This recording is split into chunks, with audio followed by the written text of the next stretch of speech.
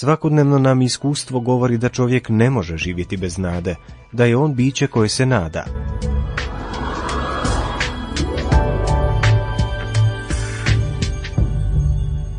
Emisija liječnika i zdravstvenih djelatnika Nadom nošeni. Poštovani slušatelji Radio Marije, hvaljen Isus i Marija i srdačan vam pozdrav iz Virovitičkog studija na početku novog izdanja emisije Nadom nošeni.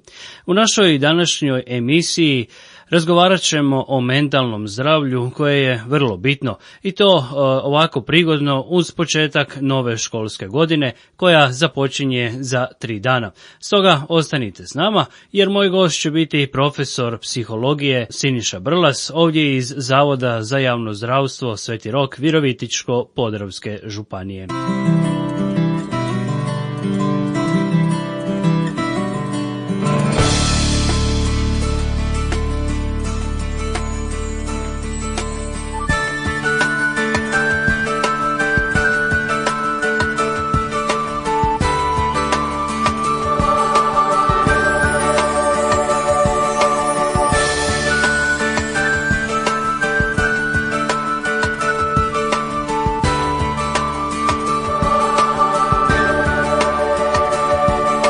Tramvaj jure, ulice su pune, svi nekuda žure, otuđeni ljudi u gradu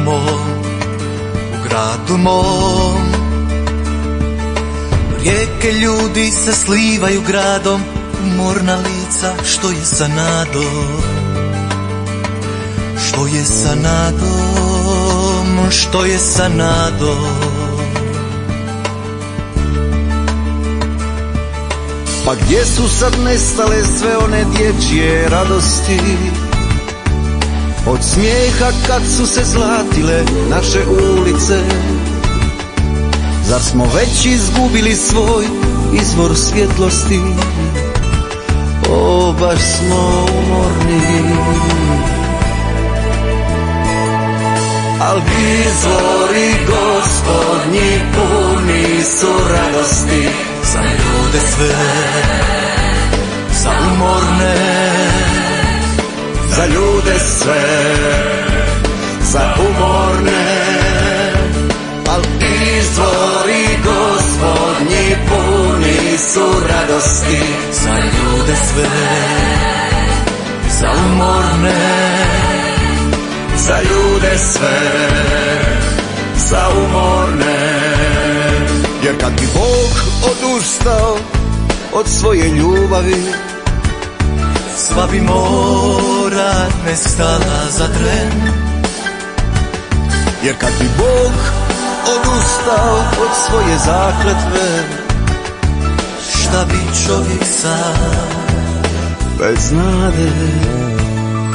Al izvori Gospodnji puni su radosti, za ljude sve, za umorne, za ljude sve, za umorne. Al izvori Gospodnji puni su radosti, za ljude sve, za umorne, za ljude sve, za umorne.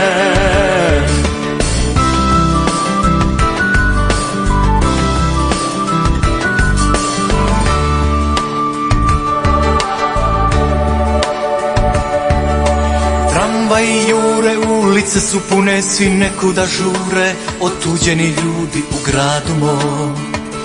gradu mom. Rijeke ljudi se slivaju gradom, umorna lica, što je sa nadom? Što je sa nadom? Što je sa nadom? Pa gdje su sad nestale sve one dječje radosti, od smijeha kad su se zlatile naše ulice? Zar smo već izgubili svoj izvor svjetlosti? O, baš smo umorni. Al izvori Gospodnji puni su radosti, za ljude sve, za umorne, za ljude sve, za umorne. Al izvori Gospodnji puni su radosti, za ljude sve, za umorne, za ljude sve, za umorne, za ljude sve, za ljude sve, za umorne, za ljude, za ljude, za ljude sve, za umorne.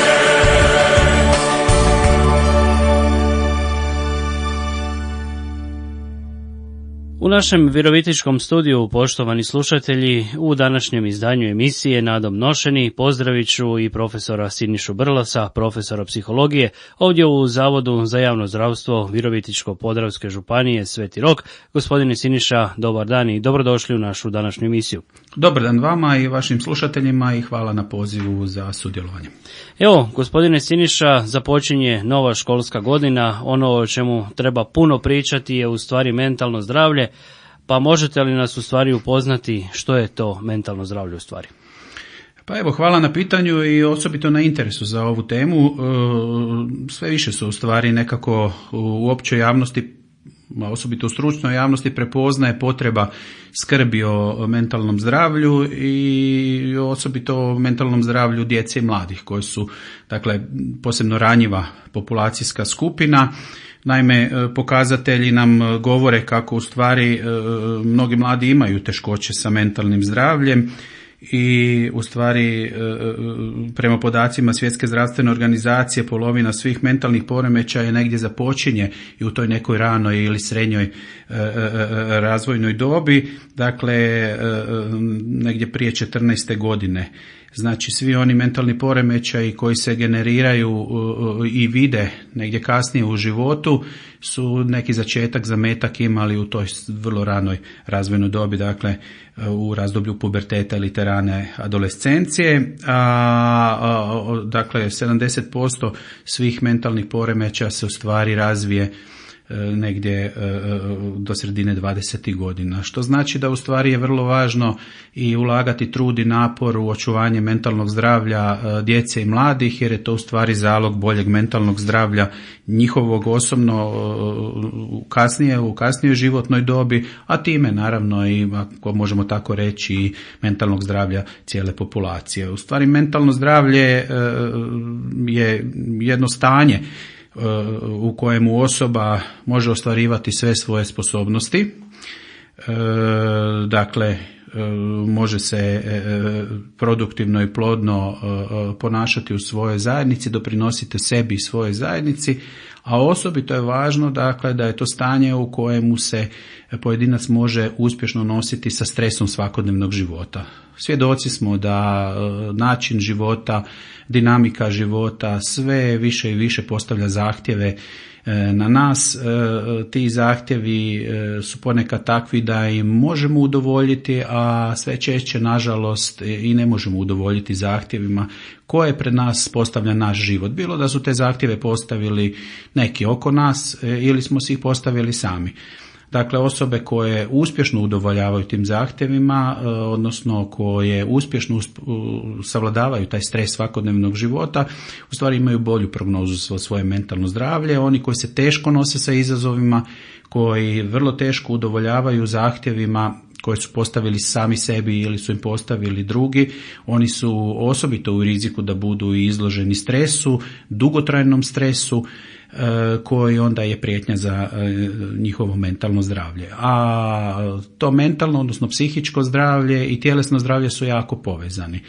U stvari nema općeg zdravlja bez mentalnog zdravlja. Osobe koje imaju teškoće s mentalnim zdravljem, osobito nekakve značajnije, složenije teškoće, one često i tjelesno obole. Što ne mora biti obrnuto, jel da? Dakle, neko koji ima neke tjelesne hendikepe, tegobe, ne mora imati neke osobite, pogotovo ne dugotrajne teškoće sa mentalnim zdravljem, što u stvari znači da ulaganje u mentalno zdravlje je ulaganje u opće zdravlje, pa tako i u tjelesno zdravlje. I evo, kao što ste spomenuli, na samom početku školske, odnosno nastavne godine, prilika je malo pomoći, dakle, svima koji sudjeluju u tom procesu odgoja i obrazovanja mladih, a to su u stvari najviše njihovi učitelji, zatim njihovi roditelji, pa i stručnjaci, pomagači različitih struka koji sudjeluju u tome procesu kao nekakvi suradnici, u stvari mogu doprinijeti kako bi se osvijestila važnost skrbi o mentalnom zdravlju. Ta skrb o mentalnom zdravlju može u stvari biti dvojaka, može biti ona koja se poduzima kada je već narušeno mentalno zdravlje, tada ju zovemo reaktivnom skrbi i u stvari je to situacija u kojoj neko potraži pomoć nakon što ima neke tegobe sa mentalnim zdravljem. A s druge strane, ta skrb o mentalnom zdravlju može biti takva da se skrbimo o mentalnom zdravlju prije nego što je ono narušeno. Takvu skrb zovemo proaktivnom skrbi o mentalnom zdravlju. Znači, nastojimo učiniti sve kako bi osnažili pojedince upravo da budu sposobni, dakle, ostvarivati svoje sposobnosti, raditi produktivno, doprinositi sebi, svojoj užoj široj zajednici i naravno nositi se sa ovim već spomenutim stresom svakodnevnog života. I u tom smislu ulažemo napore i trud kako bismo osnažili osobito djecu i mlade što direktno različitim aktivnostima koje možemo spomenuti, ali i one koje s njima rade i dakle indirektno na taj način proaktivno djelujemo u području skrbi o mentalnom zdravlju. Često je taj početak nastavne godine dosta stresan za djecu, učenike, njihove roditelja, ali i za njihove učitelje i nastavnike. Tu je vrlo važno u stvari nekako stvoriti nekakvu dobru klimu odmah u startu, osnažiti sve te dionike kako bi se nosili sa izazovima koji ih čekaju tijekom izvođenja nastavnog procesa, a koji su, usuđujem se reći, iz godine u godinu sve veći, sve zahtjevniji i time je u stvari prijetnja za mentalno zdravlje ne samo učenika, već i njihovih učitelja, roditelja sve veća i veća. Kako možemo prepoznati da nam je u stvari potrebna pomoć vaše struke? Kako možemo u stvari shvatiti da nam je mentalno zdravlje narušeno i da to evo na vrijeme spriječimo? Dakle, svako u stvari od nas može, bez da je nekakav osobiti stručnjak u području mentalnog zdravlja, procijeniti po ovim kriterijima iz same definicije da li ima teškoća u tome da ostvaruje svoje zadaće na radnom mjestu, unutar obitelji i u ostalim socijalnim odnosima, da li dakle može ostvarivati svoje sposobnosti, da li ima teškoće sa izvođenjem zadataka koje pred njega postavlja njegov život, dakle bilo poslodavac na radnom mjestu, bilo njegova obitelja gdje je on u stvari aktivni član unutar svoje obitelji i da li u stvari, da tako kažemo, puca pod pritiskom svakodnevnih obaveza. Ako se dogode teškoće u izvršavanju različitih životnih uloga, ako čovjek vidi da njegovi kapaciteti nisu dovoljni da se može nositi sa stresom svakodnevnog života, i tada već sam može procijeniti dakle da nešto škripi i da bi u stvari tu trebao nekakvu pomoć, nekakvo osnaživanje. A osobito ako su u pitanju nekakve teškoće koje su onda puno uočljivije, dublje, koje onda mogu možda i drugi primijetiti, gdje zaista treba onda nekakva sustavnija skrb o mentalnom zdravlju.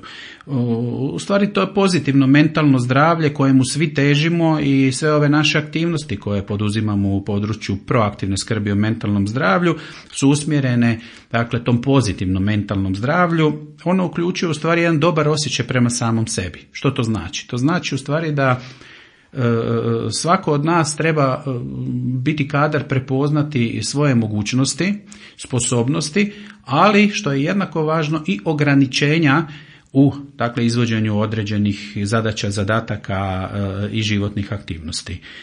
Zatim je vrlo važno da budemo svjesni i drugih oko nas. Dakle, čovjek nije dakle izolirani otok, bez obzira na naše afinitete, da li se želimo, imamo potrebu više ili manje družiti s drugima, mi smo okruženi s drugim ljudima, živimo u toj jednoj socijalnoj simbiozi i dakle moramo imati svijest o tome da i drugi imaju svoje želje i potrebe koje se nekada dakle suprotstavljaju našim željama i potrebama. Dakle, ne moraju drugi imati iste želje i potrebe, niti ih imaju kao što imamo mi. Ljudi su različiti, svi smo različiti, nema dvije jednake jedinke i ta nekakva struktura želje i potreba nam se razlikuje. Ono što je vrlo važno da uvažavamo tuđe želje, tuđe potrebe, tuđe stavove, da budemo svjesni te različitosti, da znamo u kojem dijelu možemo ići u komunikaciju s pojedincima i to je u stvari jedan zalog dobrih odnosa s drugim ljudima. To je u stvari temelj izgradnje pozitivnih odnosa s drugim ljudima, a od tih nekih odnosa pojedini će se razviti u prijateljske odnose. Dakle, ta svijest o drugima i njihovim željama i potrebama je gotovo jednako važna kao i dobar osjećaj prema samom sebi. I treće što karakterizira to pozitivno mentalno zdravlje je u stvari naša sposobnost prilagodbe na različite životne situacije. Život stalno nosi nekakve nove izazove, donosi nove situacije, dakle stalno smo u nekakvoj promjeni, dakle i ta mijena i promjena je u stvari nešto što je jedino stalno i trajno u našemu životu. I oni koji su dakle spretni, da tako kažem, sposobni prilagoditi se tim promjenama, oni u stvari imaju bolju prognozu za mentalno zdravlje, njihovo mentalno zdravlje je stabilnije. Oni koji tu imaju teškoće, njima se može pomoći, da kroz različite oblike osnaživanja, osobnog osnaživanja, to ne mora nužno uvijek biti nekakva profesionalna, stručna pomoć, nekad je dovoljno razgovor s prijateljem, članom obitelji, malo podrške, malo vjetra u leđa, a u nekim složenijim situacijama kada ozbiljnije zaškripi, tu smo mi stručnjaci različitih pomagačkih ili pomažućih struka koji možemo koristiti naše alate kako bi dakle pomogli osobi da se osnaži i da se bolje prilagodi tim promjenama i životnim izazovima. Ovo je u stvari emisija ovako prigodnog karaktera jer evo kako smo i rekli na samom početku, dakle za nekih par dana još započinje i nova školska godina. Nekako se naglasak stavlja na mlade, pa kakvo je u stvari mentalno zdravlje mladih? Mentalno zdravlje mladih je narušeno. Dakle, ne možemo reći da je loše, ali u stvari tako kažem, svakim novim danom, sa novim izazovima koje nosi dakle ritam suvremenog života, sve su veći zahtjevi na mladoga čovjeka i sve više mladih u stvari ne može udovoljavati tim zahtjevima koje pred njega postavlja najčešće okolina, a onda on sam često preuzima te zahtjeve okoline, nesvjestan da su to određeni oblici socijalnog pritiska, dakle počinje preuzimati i sam te zahtjeve kao vlastite i osobne. I onda ako im ne može udovoljiti, onda se dovodi u stanje frustracije, stresa, dakle sve situacije koje dovode do nemogućnosti zadovoljenja nekih potreba generiraju znači neke prepreke na putu ostvarivanja potreba, dovode do stresa i frustracije. Ono što čovjek može učiniti kad je u stresu i frustraciji je da uloži malo dodatnog truda u rješavanje tih nekakvih zahtjevnih situacija i najčešće to bude dovoljno da prebrodi neku prepreku i zadovolji svoju potrebu. Međutim, ondje gdje ulaganjem dodatnog truda ne možemo dakle preskočiti tu prepreku ili savladati tu prepreku, onda se u stvari izlažemo toj dodatnoj pogibelji. I mladi su sve više i sve češće u takvim situacijama.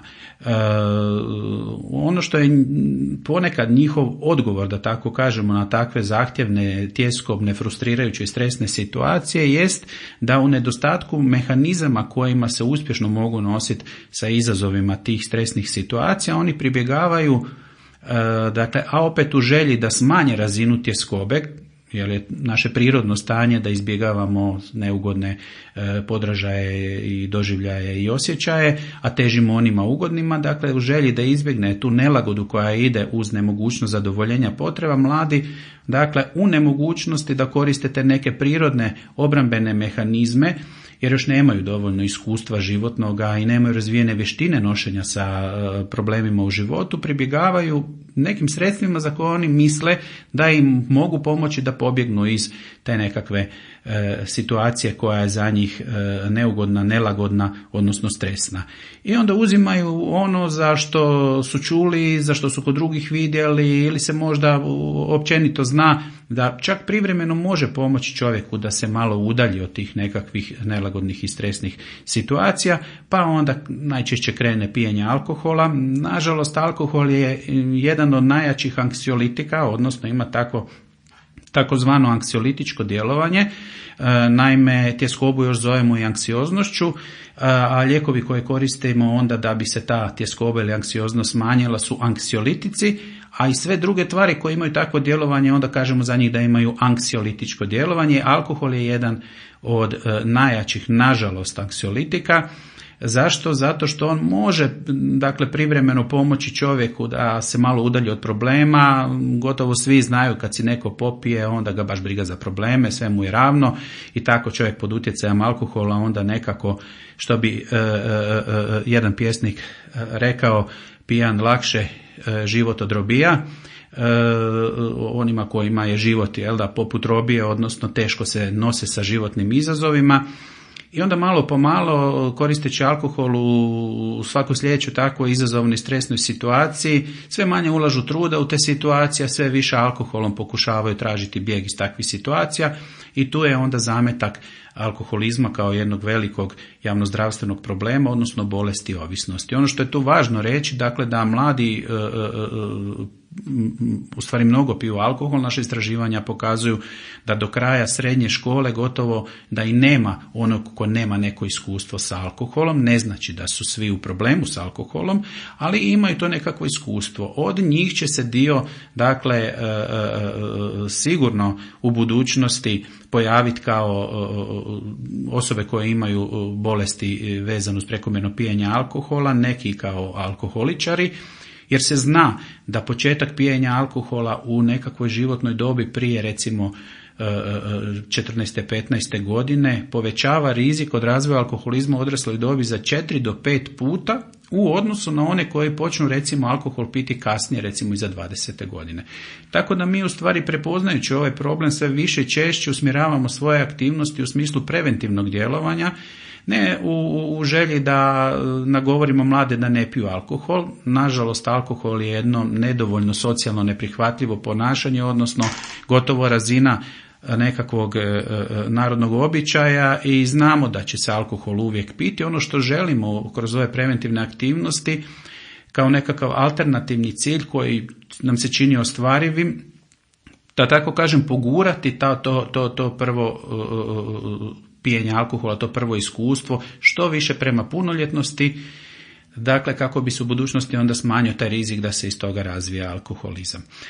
Naravno nije alkohol jedino sredstvo koje ima takvo anksiolitičko djelovanje, tu su neka druga sredstva, neka druge droge u užem smislu, tako da onda u stvari je cijela jedna lepeza tih rizičnih ponašanja u koje ulaze mladi u želji da smanje razinu tjeskobe ili stresa vezane uz te životne situacije s kojima se ne mogu nositi.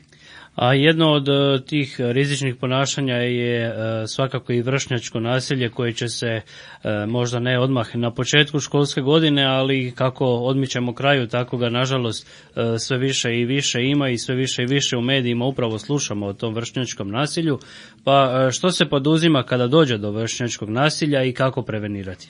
Vršnjačko nasilje je u stvari jako povezano sa ovom problematikom pijenja alkohola i uzimanja droga.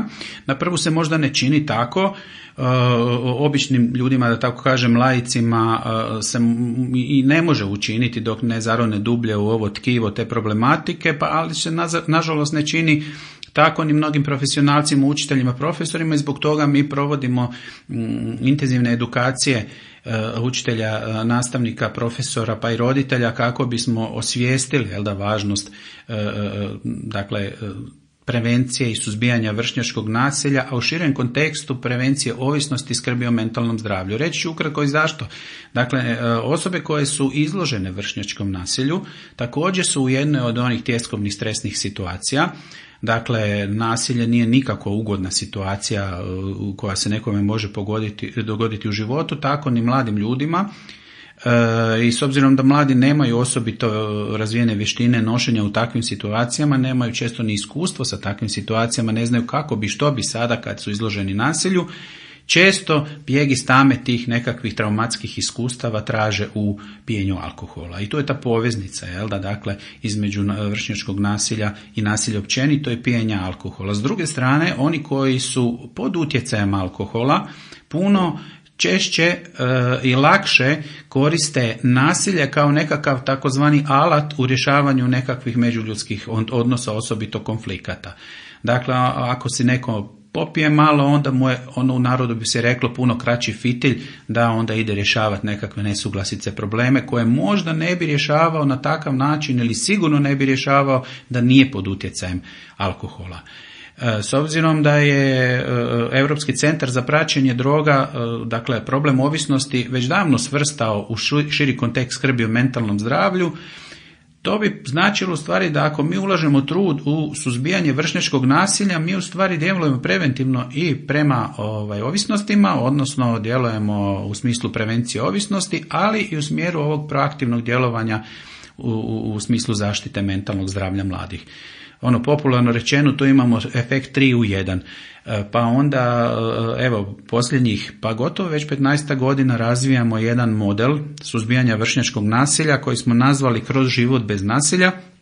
On je izvorno nastao u našoj županiji na temelju nekih iskustava koje smo imali. Ja sam naime kao psiholog prije nego što sam radio u zdravstvenom sustavu, radio u nekim drugim sustavima, socijali, policija, ali i u odgojno-obrazovnom sustavu gdje sam se i susreo u stvari s tim vršnjačkim nasiljem po prvi puta kao psiholog u školama. I dolaskom u Zavod za javno zdravstvo predložio sam, a suradnici su prihvatili da krenemo osmišljavati jedan projekt. Tako je u stvari već 2010. godine, znači to je već sad 14-15 godina gotovo, nastao jedan vodič za mlade 10 protunasilnih poruka. To je vodič džepnog formata koji u stvari podijelimo na našim radionicama kada radimo s učenicima. Podijelimo učenicima i svaku od tih poruka neko od učenika pročita, tako ih u stvari uključimo u taj neki radionički interaktivni oblik rada.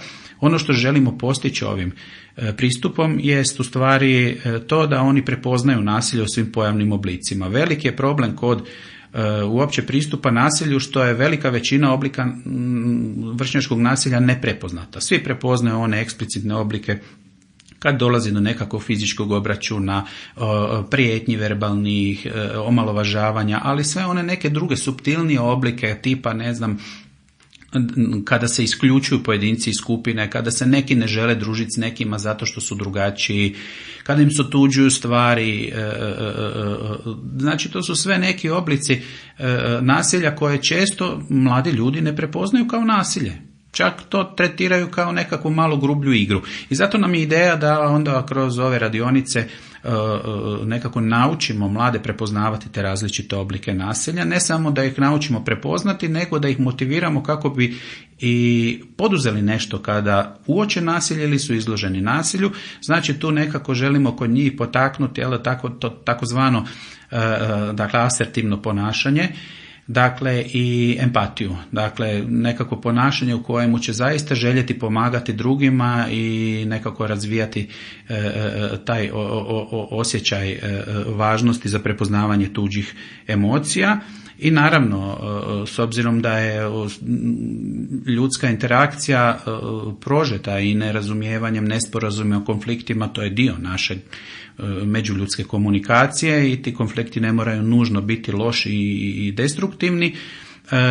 Mi nastojimo pomoći mladima da razvijaju sve komunikacijske vještine kako bi u stvari i razvijali ujedno i vještine nenasilnog rješavanja sukoba. Znači to su ta neka 3 osnovna cilja koja želimo postići kroz taj naš pristup za koje koristimo kao alat ili alate publikacije. Rekao sam za one koji znaju čitati, to su već učenici negdje viših razreda osnovne škole, koristimo ovaj vodič 10 protunasilnih poruka. Ali je vrlo važno sa osvješćivanjem djece krenuti što ranije u smislu prepoznavanja tih rizika vezanih uz vršnjačko nasilje. Stoga smo kreirali jednu slikovnicu godinu dana nakon ovoga vodiča, znači koji je nastao 2010. 2011. smo kreirali jednu slikovnicu Pružam ti ruku, koja u stvari se na adekvatan način obraća onima najmlađima koji još ne znaju dovoljno dobro čitati, nego koriste slikovnicu kao glavni medij, dakle s kojega uče, i tu smo onda dakle metodički, didaktički oblikovali taj materijal kako bi on u stvari na odgovarajući način poslao ove važne poruke i najmlađima.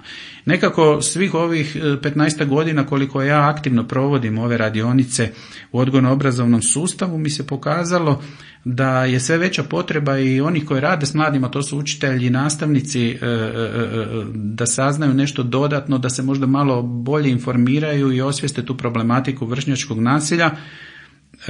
Pa sam onda evo negdje početkom ove godine napisao jednu knjigu Kroz život bez nasilja, znači zove se isto kao ovaj naš projekt, ali je u stvari to jedan u podnaslovu vodič za prevenciju vršnjačkog nasilja kao rizika za mentalno zdravlje i ovisnost mladih, gdje želim u stvari pomoći ovim alatom, ovim vodičem učiteljima, nastavnicima pa i roditeljima da uspješnije primjenjuju sve ove preostale alate koje sam naveo u neposrednom radu sa učenicima. I tu smo dobili jedan triptih, jedan set od 3 publikacije koje su vrlo jedinstvene, nema to nigdje u Hrvatskoj, čak i šire u regiji. Tako da sam evo sve češće u prilici da ovo naše iskustvo kao primjer dobre prakse prezentiram i diljem naše države. Evo sve češće i Agencija za odgoj i obrazovanje kao temeljna državna agencija zadužena za stručno osposobljavanje učitelja i nastavnika sve češće me poziva na svoje stručne skupove kako bi prenio ovo iskustvo iz naše županije i ostalima i kako bi oni bili u situaciji koristiti dakle ove materijale u svom radu s učenicima, a evo bila je prigoda da se nedavno proljetos ovo naše iskustvo promoviraju u susjednoj Srbiji.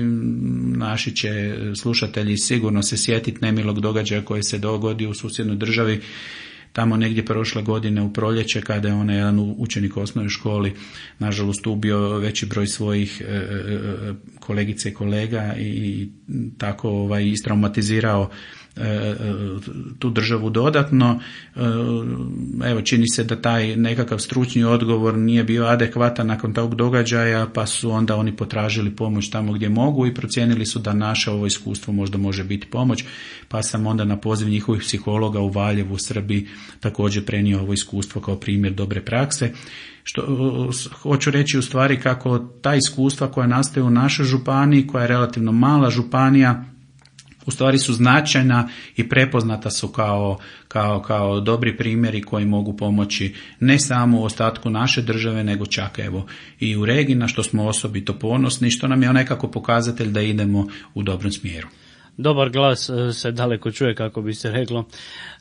No evo, kako sam i rekao, kreće dakle i nova školska godina, ispiti su i daleko i blizu kako se uzme.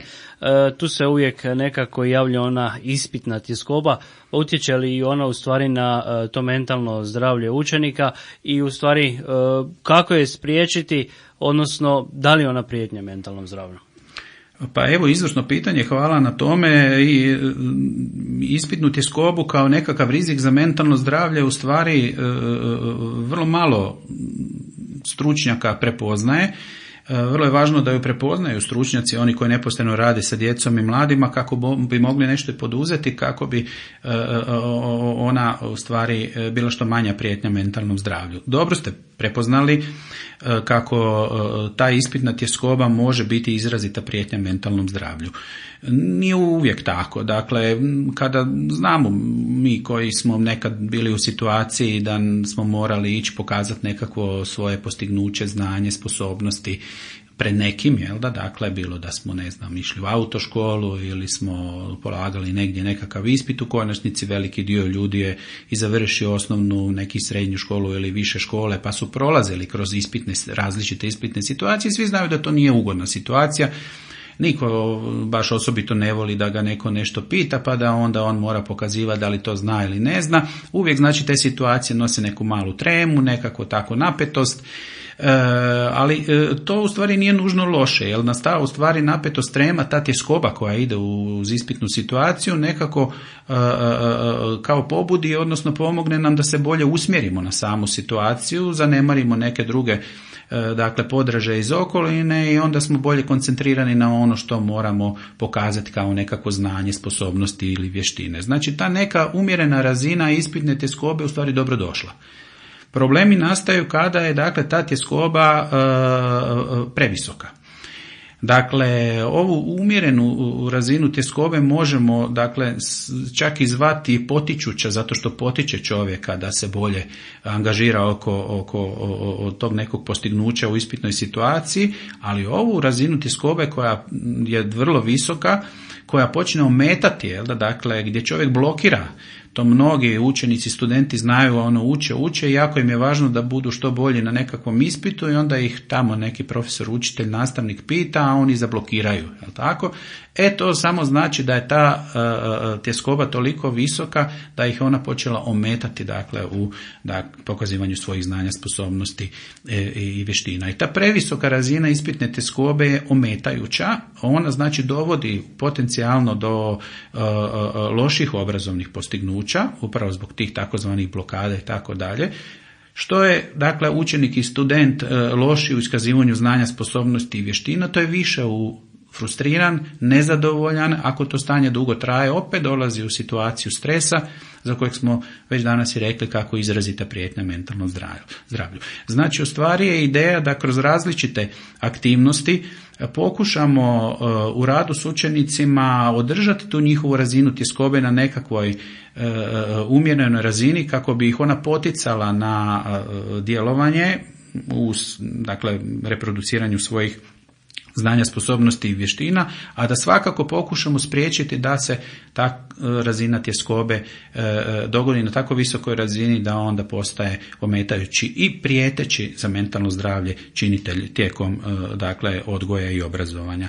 Kako bismo doskočili tom problemu, evo, kolegica Ivana Martinušić, sada Kostelac i ja smo 2015. godine kreirali jedan vodič džepnog formata upravo namijenjen učenicima i studentima, ali i njihovim učiteljima, profesorima, nastavnicima, kako prevladati ispitnu tjeskobu. Znači, to je jedan vodič koji na vrlo jednostavan način opisuje zašto je važno se na neki način suprotstaviti previsokoj razini ispitne tjeskobe i kako to učiniti u situacijama prije samog ispita, tako, dakle, kad čovjek uči za nekakav ispit i na samom ispitu u konačnici što može učiniti, dakle, da u onoj baš ispitnoj situaciji kroz određene korake djeluje na smanjenje te ispitne tjeskobe kako bi ona bila na relativno niskoj razini. Znači, to je jedan vodič koji je kao alat dostupan svima i kao i svi ovi drugi vodiči koje sam spomenuo, oni su u stvari besplatno dostupni u elektroničkom obliku na web stranici Zavoda za javno zdravstvo i svi mogu posjetiti našu virtualnu knjižnicu i ondje preuzeti u elektroničkom obliku te publikacije.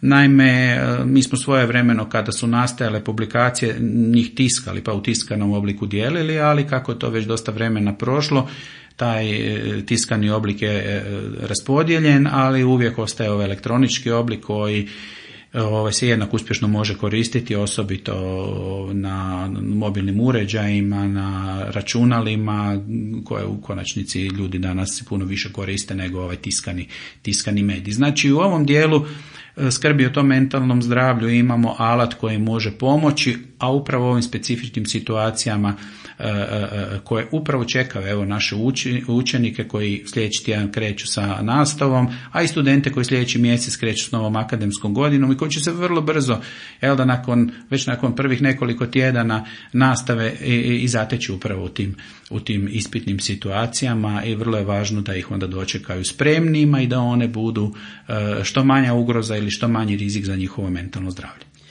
Uvijek je nekako fokus na onim učenicima kojima je u stvari potrebna psihološka pomoć, oni to nekako skrivaju, roditelji možda ne vide, iako bi u stvari roditelji trebali biti ti koji bi trebali uvidjeti u stvari da je njihovom djetetu potrebna pomoć. Kada otići kod školskog psihologa i evo kako se u stvari nositi sa svim onim posljedicama vršnjačkog nasilja, da to tako kažemo, kada prijatelji saznaju da je netko išao kod psihologa? Evo ovako, dakle, kod stručnjaka je potrebno otići svaki puta u onoj situaciji kada, dakle, vlastitim kapacitetima ne možemo savladati neku situaciju. Dakle, većina situacija u kojoj se zateknu djeca će biti rješiva u nekakvom obiteljskom okruženju s pomoć roditelja. Dakle, kad nešto zaškripi, zapne, roditelji su tu kao suport, kao pomoć i najčešće roditelji mogu pomoći. U situacijama kada ne mogu pomoći, dakle, kada nemaju više dovoljno vlastitih kapaciteta, niti sama djeca, niti njihovi roditelji ili učitelji neposredno u nastavnom procesu, tada je potrebno, dakle, učiniti taj sljedeći korak i potražiti pomoć od nekoga ko je uže specijaliziran u tom području, a tada će taj neko, obično je to školski pedagog, psiholog, procijeniti da li njegovi alati mogu pomoći u rješavanju tih problema ili je problem ipak takve naravi dimenzije da će potrebno, dakle, potražiti pomoć još nekog uže specijaliziranog stručnjaka, najčešće su onda to dječji psihijatri i tako dalje. Dakle, takvih slučajeva je razmjerno malo, odnosno vrlo malo u odnosu na ukupni broj onih kojima zaškripi u životu, a svi dođemo ponekad u situaciju pa da nekad malo škripi, pa moramo ili sami uložiti neki dodatni trud ili nas neko malo mora pogurati i dati nam vjetar u leđa. Što se tiče reakcije sustava na pojavu vršnjačkog nasilja, ona je dobro definirana protokolom o postupanju u slučaju pojave vršnjačkog nasilja. Dakle, država se pobrinula u koracima, dakle, opisati sve što je potrebno učiniti i ko to čini, dakle, unutar sustava, od, dakle, sustava odgoja i obrazovanja, pa onda sustava unutarnjih poslova, socijale, pravosuđa, kada se pojavi neki oblik vršnjačkog nasilja. I taj dio u principu dobro funkcionira ako se na vrijeme prepozna vršnjačko nasilje. I zato se vraćam na sami početak kad sam rekao da nam je jedan od glavnih zadataka pomoći, dakle, svima koji su u tom nekakvom kontaktu sa mladima da prepoznaju sve oblike vršnjačkog nasilja. Najveći je problem kada, dakle, problem ostane neprepoznat. Ako je neprepoznat, ako ne prepoznajemo vršnjačko nasilje, onda se ništa ni ne poduzima jer se smatra da ga nema. Dakle, ako se prepoznaje, a vrlo važno ga je prepoznat u svim pojavnim oblicima, tada onda, dakle, postoji protokolirano postupanje koje onda u koracima vodi, dakle, sve dionike prema konačnom cilju, a to je da se nasilje prekine i da se moguće štetne posljedice za psihosocijalni, psihofizički rast i razvoj saniraju i spriječe negativni mogući daljni razvoj događaja po tom pitanju. Evo, vjerujem kako su naši slušatelji danas u našoj emisiji Nadom nošeni mogli doista puno toga i naučiti od vas i vaše struke. I naravno, za kraj, čuvajmo mentalno zdravlje. Čuvajmo mentalno zdravlje, potražimo pomoć kada je potrebna. Svim roditeljima koji imaju učenike, studente koji za čas kreću nove izazove vezane uz nastavnu godinu i poruka da su učitelji, nastavnici, profesori u školama, na visokim školama, fakultetima, kao i mi stručnjaci u drugim sustavima kao što je zdravstveni sustav, socijala, partneri u tome procesu i slobodno, ako ne možete sami, obratite se za pomoć. Pomoć je uvijek besplatna i mi smo tu u stvari kako bi bili podrška što boljem i uspješnijem rastu i razvoju vaše, odnosno naše djece. Svima želim sretan početak i uspješnu nastavnu godinu, studentima kasnije i akademsku godinu, nama svima kao zajednici što manje ovih izazova, odnosno problema vezanih uz ova rizična ponašanja o kojima smo govorili, a vama zahvaljujem još jedanput na pozivu za sudjelovanjem u emisiji. Pozdravljam vas i vaše slušatelje. Završava još jedno izdanje emisije Nadom nošeni. Ovoga puta je iz Virovitičkog studija Radio Marije, gdje je gostovao profesor Siniša Brlas, profesor psihologije, ovdje iz Zavoda za javno zdravstvo Sveti Rok Virovitičko-podravske županije. Emisiju je vodio i uredio Božidar Biondić, koji vas, poštovani slušatelji, srdačno pozdravlja do sljedećeg susreta. Hvaljen Isus i Marija.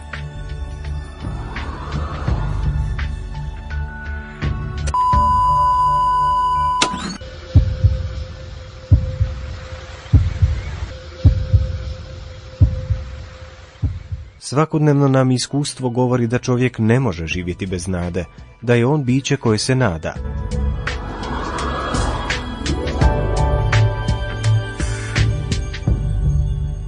Emisija liječnika i zdravstvenih djelatnika Nadom Nošeni. Ova emisija sufinancirana je sredstvima Fonda za poticanje pluralizma i raznovrsnosti elektroničkih medija.